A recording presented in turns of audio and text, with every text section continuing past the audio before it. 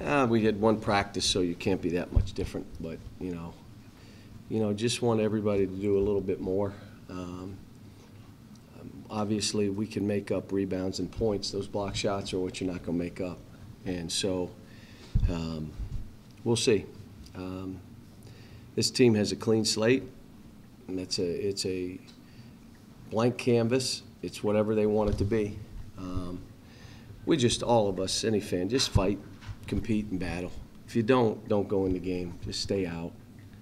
And the tentativeness is just lack of competitiveness. We can't. It's hard to say when you're playing 31 minutes. Well, he takes me out.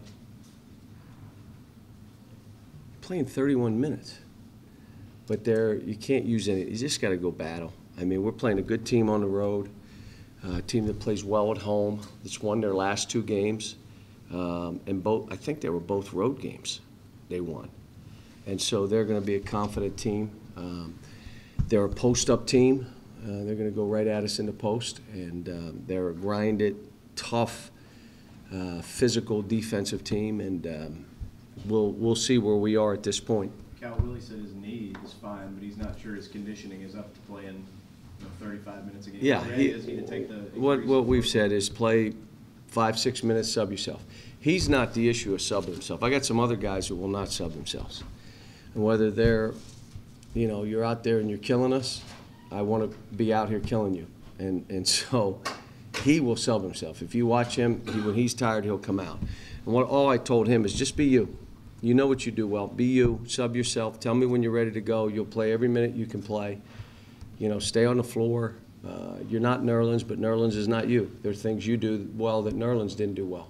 So you just be you. You didn't have to be anything else. John said you told him this is your coming out party. Who said that? John Hood. Yeah, this is it's also gives John Hood a chance.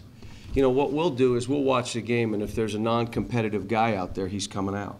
And now you have, if I don't compete, he takes me out every time. You just say it. It ain't about missed shots. It's not about turnovers. It's about competing. So John Hood in practice yesterday is competing his butt off. So I can see him going in, and I said, it's not us believing in John. John believing in John. But you got to go on that court. Demonstrated performance is the only way to build self-esteem, self-confidence. It's not what I say. It's not what we're all saying to him in there. He's got to go in the game and do it. You probably experimented more with zone with this team than maybe. We're prepared for it. That's not why we did it all this time, but we're absolutely prepared to play it and play it for long stretches if we want to. But again, were the defensive numbers all based on Nerlens? Well, we're going to find out because our defensive numbers weren't the issue. We're turning it over. No aggressive play. You make the play. I mean, we just got to have guys out there balling. And if we're going to make turnovers with aggressive guys, we're making them with unaggressive guys.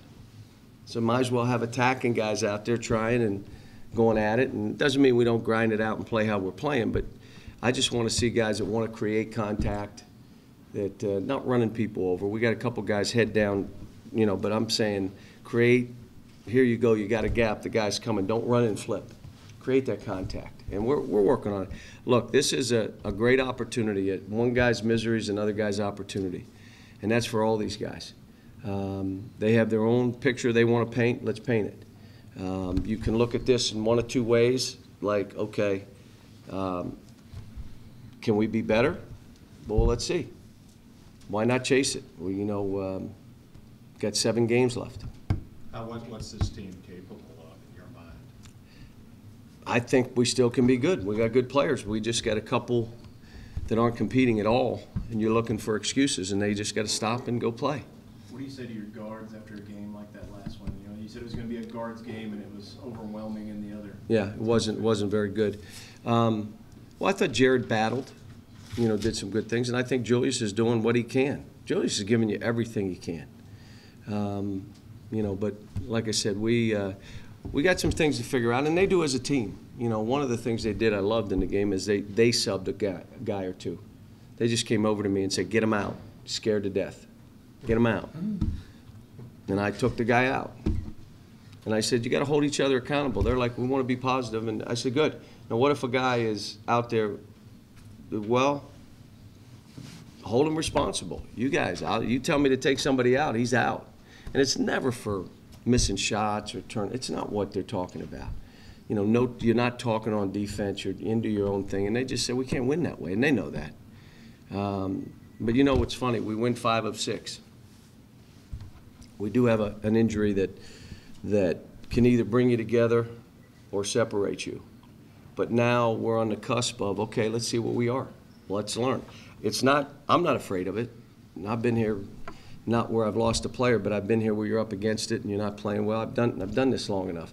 My thing, the whole vision is, okay, let's try to make this special and unique. Going to Florida and losing, everybody has this year. A couple guys showed their colors, and now, you know, maybe they got to take a step back. But the reality of it is, we're still got good players. We're still in the same position. We don't talk enough. We don't play for the team enough. And what I mean by that is, if they make a mistake, if things don't go right, they just, a couple guys, it's 2. When they hang their head, they got to come out. The minute you see it, get out. You're zapping us. And they got to recognize it's very selfish. Very selfish. See, guys, again, think selfishness is, I don't shoot every ball. I don't shoot every ball. I'm not selfish. Yeah, you are. You're not helping your teammates. You're not in a position to play 2 guys when you have a chance. You're not talking. You're not switching when you have opportunities.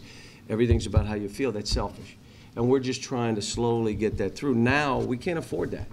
And I think they know it. And I think you'll see guys be subbed out by their teammates. Get them out. Because it's just, let's be an effort team. Let's be an energy team. If you can't play that way, then don't play. Cal, you said Maryland was insured. Does he have the NCAA insurance, or I know that doesn't cover necessarily only just the season, a career-ending injury, but or did he have a private policy? No, he had the career-ending insurance that he's allowed to have. And you guys all read what I said. It's disappointing we don't take care of that so they can be fully insured. And then if the kids want to take out insurance for draft position, you know, let them take a loan and do it. I mean, why? Well, only rich kids can do that. Have we told the president this yet? I mean, I just don't get some of the stuff, you know, and this is one of them. And I also think, again, you know, it proves the point of if a kid's ready to go, you let him go. Now, if we want this to 2 years, let's do something to make that happen. Let's work with the Players Association. Let's get those guys in a room and try to figure out how we do it. And I made the point, you know, well, let them go out of high school. I just don't agree with that. And not because I'm coaching at Kentucky. I've never agreed with that. And the reason is you're going to have all these kids thinking they're going directly to the league. Well, let's do it in football too then. Let's do it both sports. Let's do it basketball and football. Or what if a kid gets hurt as a sophomore, junior in high school? Let him come out of high school. I mean, let's do what's right for the kids. Let's make sure we're putting education on the front burner here and understanding that, in my case, I don't like the one and done rule. I'll deal with it, but it's not what I like, and I seem to be the only one speaking out about it. Unless you want to say, well, I can't get those kids, let them go directly to, you know, they're here, so what do we do and how do we deal with this? Cal, a little off topic. Last question. The Harrison twins said that when you were recruiting them, one thing they really liked was that you didn't kind of BS them or kiss their rear end. It was very matter of fact, and they liked that. You shot them straight. Was that the approach with them? Is that your approach with That's how I recruit every kid. I don't want them coming here fooled, because then you're dealing with stuff you don't need to deal with. And when a guy, you know, is not doing what he's supposed to or not playing to the level, and, you know, they want you to keep it real unless you're keeping it real with them sometimes. But that's how we recruit. I'm not here to BS anybody. If this is a great situation for you to prosper and reach your dreams, come. If it's not, if you want something different than this, then don't come here. But I told our team, the adversity this team has gone through all year in this environment, Kentucky's environment, which is a pro environment. There's no college team that has this pregame. They have one guy, maybe shows up, and he's a beat writer who fishes with the coach. Okay?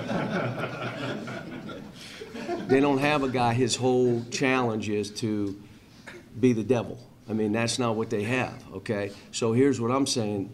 to our guys. This adversity you're going through, you're up against it, it's all public. Dealing with that stuff, it's going to help you later in life. It's like Tayshaun, he wins a world championship. He said, "What up? How are you going to deal with all this?" I said, "What are you talking about? I went to Kentucky. Dealing with this is nothing." So this is, again, a great lesson, and I'm anxious to see guys step up and play, and I think it'll happen.